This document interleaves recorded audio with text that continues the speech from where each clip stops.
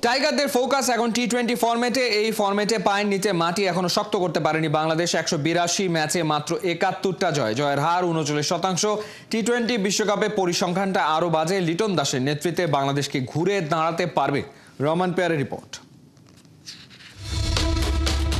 গেল বছরের অক্টোবরে ভারতের কাছে টি-20 সিরিজ হারের পর তাসকিন আহমেদ জানিয়েছিলেন খেলে উন্নতি করার কথা, পাশাপাশি তুলে ধরেছিলেন দেশে ভালো উইকেটে খেলার গুরুত্বটা।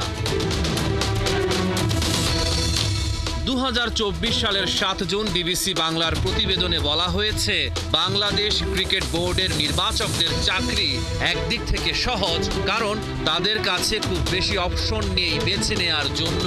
আরেক দিক থেকে কঠিন, কারণ কোনো ক্রিকেটার ফর্ম হারালে তাকে বিশ্রাম বা বাদ দেওয়ার চিন্তা করলে সে জায়গায় নতুন ক্রিকেটার নিয়ে আসার প্রক্রিয়াটা খুব সহজ নয়।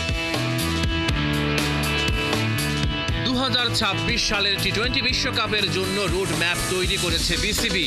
দীর্ঘমেয়াদে দায়িত্ব দেয়া হয়েছে লিটন দাসকে। কোচিং প্যানেলটাও বিশ্বমানের। হেড কোচ ফিল সিমন্সের সাথে রয়েছেন সিনিয়র সহকারী coach Mohammad Salahuddin, fielding coach James Pamment. এদের সাথে যোগ দেবেন pace bowling coach Shaun Tait. টি-20 বিশ্বকাপের আগে বেশ কিছু ম্যাচ খেলবে টাইগাররা। টি-20 বিশ্বকাপে বাংলাদেশ দলের পরিসংখ্যানটা সাদামাটা।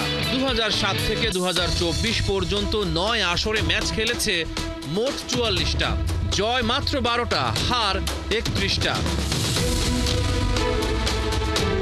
টি-20তে বাংলাদেশের দুর্দশার কারণ ছক্কা মারার জন্য পাওয়ার হিটারের অভাব। কোনো স্পেশালিস্ট ক্রিকেটার নেই, কোনো ব্যাটসম্যানের স্ট্রাইক রেট 150 নেই। বাংলাদেশের ব্যাটাররা প্রতি ম্যাচেই সেট হতে সময় নেন, প্রথম বল থেকেই মারার মতো ব্যাটার নেই। পাওয়ার হিটিংয়ে সমাধান হতে পারেন জাকের আলী অনিক, শামীম হোসেন পাটোয়ারি ও রিশাদ হোসেন। টি-20তে বাংলাদেশ দলের ট্রাম্প কার্ড হতে পারেন নাহিদ রানা।